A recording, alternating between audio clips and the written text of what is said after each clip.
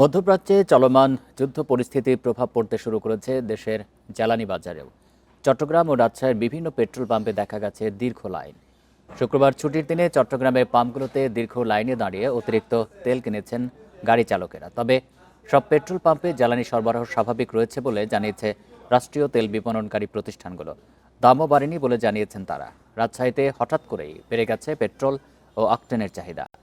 চাপ সামলাতে তবে বেশিরভাগ পাম্পেই একজন গ্রাহককে ৩০০ টাকার বেশি জ্বালানি দেওয়া হচ্ছে না। বিকাশ পেমেন্টে ১০,০০০ টাকার বেশি অফার। শপিং চলছে তো।